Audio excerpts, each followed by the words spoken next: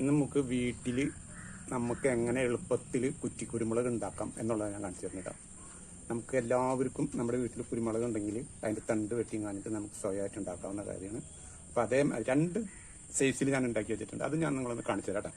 ഈ മണ്ണ് നമ്മൾ വളം, അത് ചാണകവും ഈ നമ്മൾ മുന്ന് ചെടികൾക്ക് ഉണ്ടാക്കിയിട്ട് വെക്കുന്ന വളം കൂട്ടിയിട്ടുള്ള മണ്ണാണ് കേട്ടോ.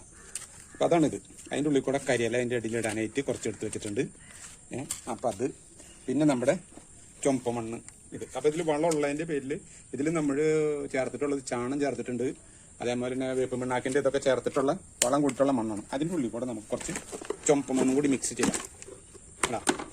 ഇതും കൂടി മിക്സ് ചെയ്തിട്ട് വേണം നമുക്ക് നടാനായിട്ട്. നമ്മൾ കുരുമുളകിൻ്റെ തണ്ട് അവിടെ നിന്ന് പൊട്ടിച്ചു കൊണ്ട് വെച്ചിട്ടുണ്ട്. പിന്നെ വേറെ കുറച്ച് തണ്ട് കൂടി വെച്ചിട്ടുണ്ട്. ഇതിങ്ങനെ കുരുമുളക് ഇത് പൊട്ടിച്ചു കൊണ്ട് വെച്ചിട്ടുണ്ട്.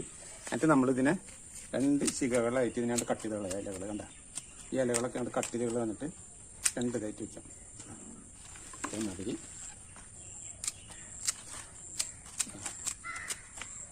ഇത്ര ഇത് മതി, രണ്ട് തണ്ട് മതി കേട്ടോ.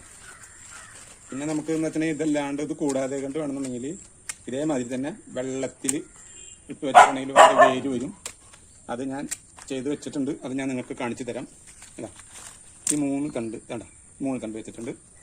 അപ്പോൾ നമുക്ക് നടുന്നത് കാണിച്ചു തരാം. ഇത് നമ്മൾ ആദ്യം തന്നെ പച്ചക്കറി നട്ടിരുന്ന ഗ്രോ ബാഗാണ്.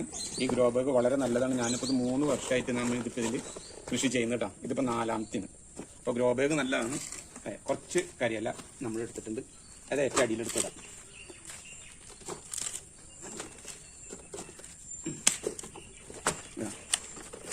അടിയിൽ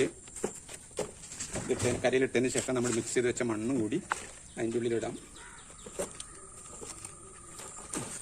അര ഗ്രോ ബാഗ് മണ്ണ് നിറച്ച് വെച്ചിട്ടുണ്ട്. ഇനി നമുക്ക് കുരുമുളക് വളർന്നു കഴിഞ്ഞാൽ വളം മണ്ണൊക്കെ രണ്ടാമത് ഇട്ട് കൊടുക്കണം. അതിൻ്റെ പേരിൽ നമുക്ക് ഇതിൽ ഇത്ര മണ്ണിട്ടാൽ മതി. ഒരു 4 തൈയിൽ വെച്ച് കൊടുക്കാം. നമുക്ക് എല്ലാം എപ്പോൾ പൊടിക്കുന്നത് പറയാൻ പറ്റില്ലല്ലോ. അപ്പം അതിന് പോയി കഴിഞ്ഞാൽ തന്നെ നമുക്ക് കിട്ടാൻ വേണ്ടിയിട്ട് ഇതാ തണ്ടണ്ട് കുഴിച്ചിട്ടു.